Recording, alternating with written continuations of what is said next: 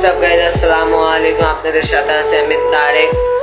আর আপনারা ভারতের একটি ভিডিও দেখেছেন মৌমিতার, তার সাথে নরপিশাচরা যে অত্যাচার করেছে, তাকে কি খারাপভাবে যে রেপ করা হয়েছে।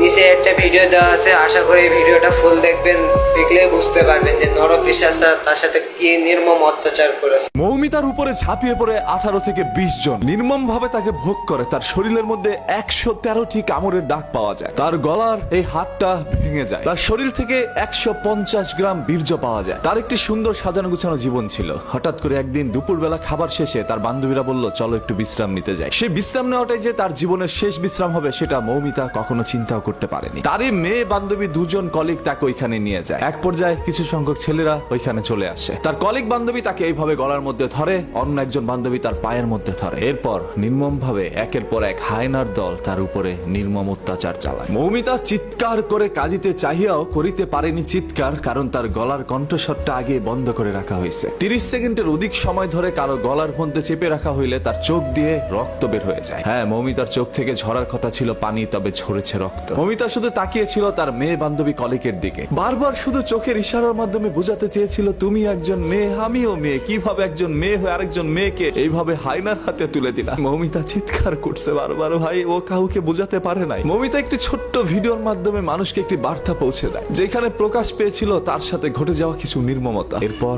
তাকে এই দুনিয়া থেকে সরিয়ে দেওয়া হয়। মৌমিতার সেই ভিডিওর বর্ণনা যদি আপনারা একবার দেখেন, তাহলে আপনাদের চোখ থেকে অশ্রু ঝরে যাবে। আজকে পুরো ভারতবাসী এটা নিয়ে প্রতিবাদ জানাচ্ছে আজকে বাংলাদেশের মানুষ। এবং এই ছবিটি ফেসবুকের মধ্যে ঢুকলেই দেখবেন আপনার সামনে চলে আসছে। হয়তো আপনারা অনেকে পোস্টটা পড়ছেন না, শুধু ছবিটা দেখে ইগনোর করে চলে যাচ্ছেন। হ্যাঁ, কারণ ঘটনা তো আপনার মা বোনের সাথে ঘটে নাই, বা আপনার সাথে ঘটে নাই, অন্য কারোর সাথে ঘটলে তো আর আপনার কিছু যায় আসে না। যদি আসলে আপনি একজন মানুষ হতেন, মনুষ্যত্ব বেঁচে থাকতো, তাহলে অবশ্যই এটা নিয়ে পোস্ট করতেন, শেয়ার করতেন এবং প্রতিবাদ জানাইতেন। গতকাল থেকে অসংখ্য মানুষ এটা পোস্ট করেছে এবং মানুষ আমাকে বলছিল, ভাই এটা নিয়ে একটা ভিডিও বানান। এই সকল বিষয় তো আর মানুষের বলে দিতে হয় না, এমনিতেই চোখ থেকে অশ্রু ছড়ে যায়। এই মৌমিতার জীবনে কি এমন ভুল ছিল ভাই? ও তো সুন্দর করে পর্দাশীল অবস্থায় ঘুরে বেড়াতো। ছবিটার মধ্যে আপনারা দেখতে পাচ্ছেন কি সুন্দর একটি মেয়ে। আজকে এরকম হাজারো মৌমিতা আমাদের দুনিয়া থেকে চলে যাচ্ছে, সেগুলো সোশ্যাল মিডিয়ার মধ্যে ভাইরাল হচ্ছে না। ওই সকল হায়নার দলগুলো এখন পর্যন্ত আমাদের সমাজের মধ্যে বিদ্যমান। এবং আপনার এই মেয়ে বান্ধবী কতটা নিকৃষ্ট হতে পারে, আপনার মেয়ে বান্ধবী একজন মেয়ে হয়ে আপনাকে এইভাবে হায়নাদের হাতে তুলে দিতে পারে, সেটা হয়তোবা কখনো আপনি আমি কেউ চিন্তা করতে পারি না। এটা কখনো আমাদের বোধগম্য নয় যে এরকম কোনো কিছু আমাদের সাথে ঘটতে পারে। তার উপরে কোনো না কোনো বাঙালি ঝাঁপিয়ে পড়েছিল, সেটা এই পারের হোক আর ওপারের হোক। আজকে আমি একজন বাঙালি হিসাবে লজ্জিত।